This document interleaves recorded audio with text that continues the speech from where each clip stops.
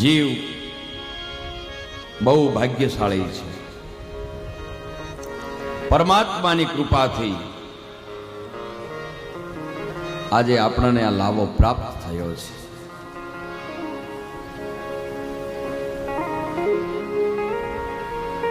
મનુષ્ય અવતાર મળ્યા પછી આ મનુષ્ય જ સત્કર્મ કરી શકે અને મનુષ્ય ધારે તો માનવમાંથી દેવ સુધી પહોંચી શકે છે.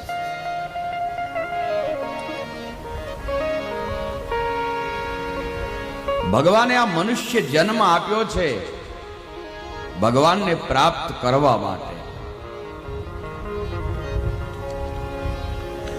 ગરુડજી જ્યારે ભગવાન શંકર પાસે ગયા હતા, એમના મનમાં ઘણા બધા પ્રશ્નો હતા.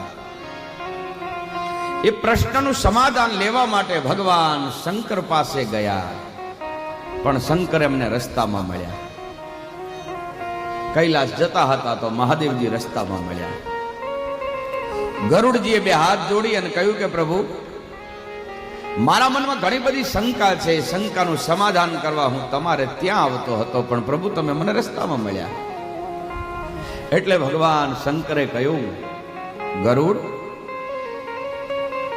તમારે જો શંકાનું સમાધાન જો લેવું હોય તો તમે ખગરાજ, હે પક્ષીઓના રાજા, તમે કાગભૂસુંડી મહારાજ પાસે જાઓ.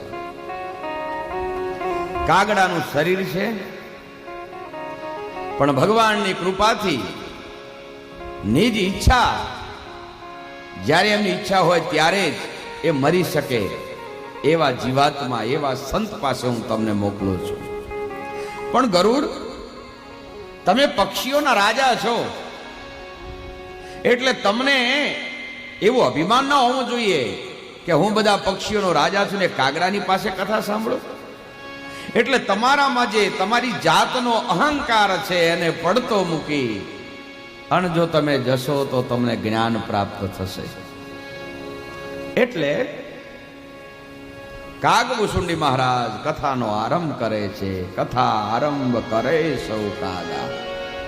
કથાના આરંભમાં મહારાજ ગરુડજી ત્યાં જાય છે અને ગરુડને જોતા કાગભૂસુંડી મહારાજે એમનું બહુ સ્વાગત કર્યું છે. પધારો પધારો ખગરાજ, પધારો, તમે તો અમારા સમ્રાટ છો. ગરુડનો પોણા ભાગનો ગર્વ ત્યાં ત્યાં ઓગળી ગયો કે મેં ભગવાન શંકર પાસે સાંભળ્યું કે આનું મૃત્યુ નથી. મહાન જ્ઞાની માણસ, મારા જેવા એક તુચ્છ માણસને જો આટલો આદર ભાવ આપતો હોય તો આના જેવું કોઈ મહાન ન હોય.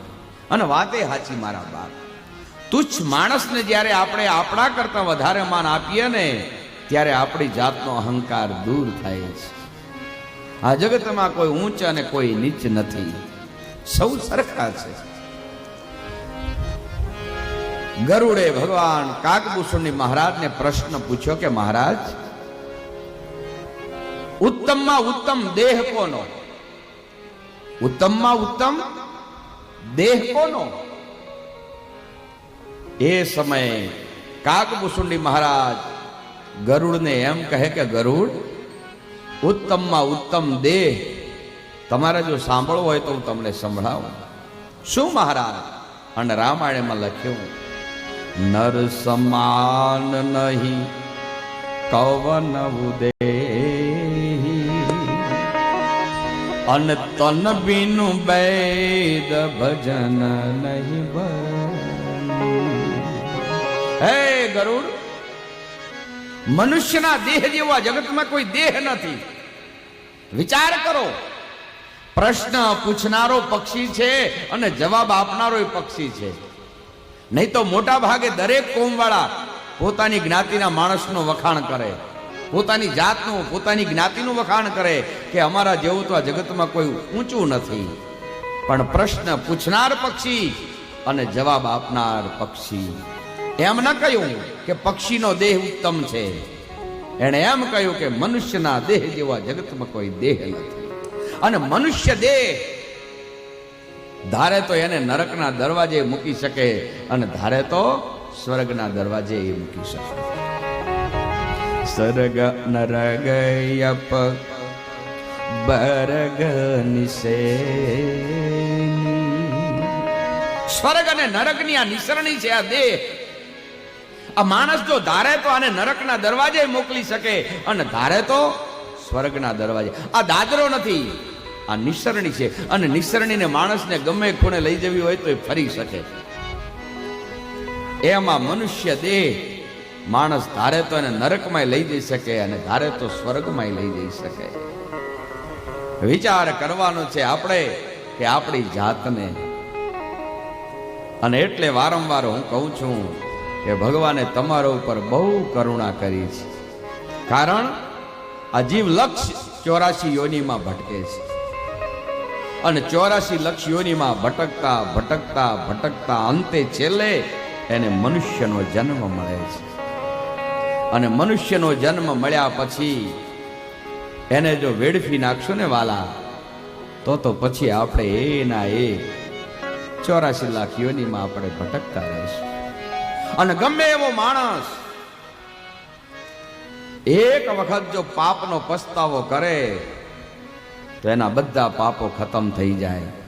પણ પાછા નવા પાપ ન કરે તો આ પસ્તાવો વિપુલ ઝરણો સ્વર્ગેથી ઉતર્યું છે.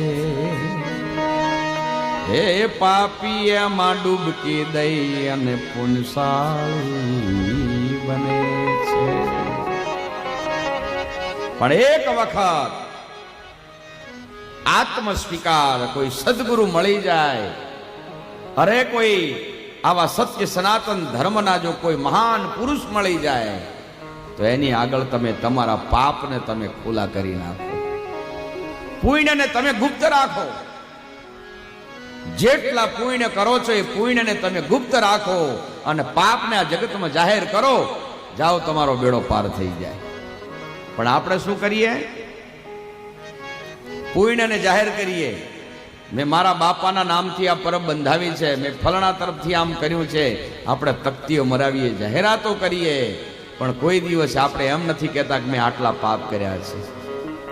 એક વખત પાપની કબૂલાત માણસ કરે, બેડો પાર. કચ્છનો જેસલ જાડેજો, એટલા પાપ કર્યા, વાત જવા દો. એની ભાભીએ મેણું માર્યું કે તમે એટલા બધા જો બહાદુર હો તો જાઓ તોળી ઘોડી અને તોરલને લાવો તો હું માનું. અને મેણાનો માર્યો. આ જેસલ જાડેજો એમ કહેવાય છે કે ચોરવાડમાં જાય છે, ચોટીલાની બાજુનો જે પંથક છે ત્યાં. અને ત્યાં જઈ, હવે ત્યાં તો તોરલ મહાન સતી, રાજપૂત ક્ષત્રિય રાજપૂતાણી અલખનું આરાધન કરે, ભગવાનનું ભજન કરે છે. અને ભગવાનનું ભજન કરતા કરતા કરતા જેસલ જાડેજો એમ કહેવાય છે કે ઘોલવાડમાં જાય છે, જ્યાં ઘોડાઓ બાંધેલા હોય ત્યાં. ઘણી લાંબી કથા છે.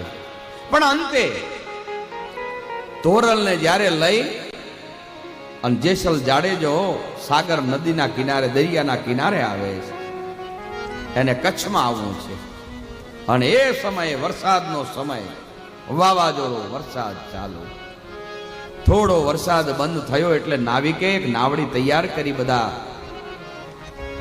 ઉતારવું અને ઉતારવા માટે. એમાં જેસલ જાડેજો અંદર બિરાજમાન થાય અને સતી તારી બેડલીને બુડવા નહીં દઉં, તારી નાવડીને ડૂબવા નહીં દઉં. જાડેજા રે એમ તોરલ કે છે જી રે, એમ તોરલ કે છે. પાપ તારું પ્રકાશ જાડેજા, ધર્મ તારો હમ આળ રે.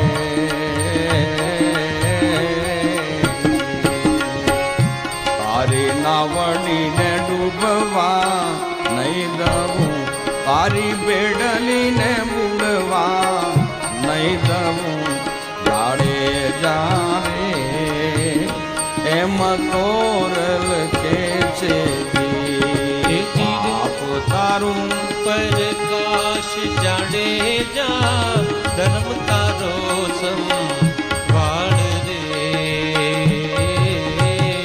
હે જાડેજા તારો ધર્મ સંભાળ. તું કોણ છે? તું ક્ષત્રિયના ઘરે અવતાર લીધો છે તારી બેડલી ને બુડવા અને ક્ષત્રિય ગાય ધર્મની રક્ષા કરે. તારી નાવડીને બુડવા નહીં દઉં જાડે જા રે એમ તોરલ કે છે એ જીરે એમ તોરલ કે છે ઘણા બધા પાપો ગણાવ્યા, ઘણા બધા, અને છેલ્લે છેલ્લે સતી તોરણની આગળ જાડેજો એમ કહે છે કે માં હવે પાપો તો ગણાય એમ નથી, પણ છેલ્લે છેલ્લે કહી દઉં કે કેટલા પાપ કર્યા સાંભળો.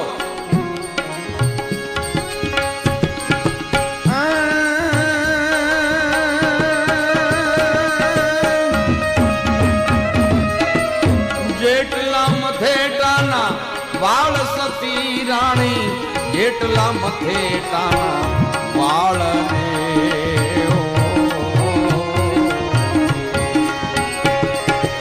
એટલા તે વકરમ મેં કર્યા સતી, એટલા તે પાપ કર્મો મેં કર્યા એમ જાણે જો કે છે પાપ તારું ઉપર કાશ જાડે જા ધર્મ તારો સંભાળ રે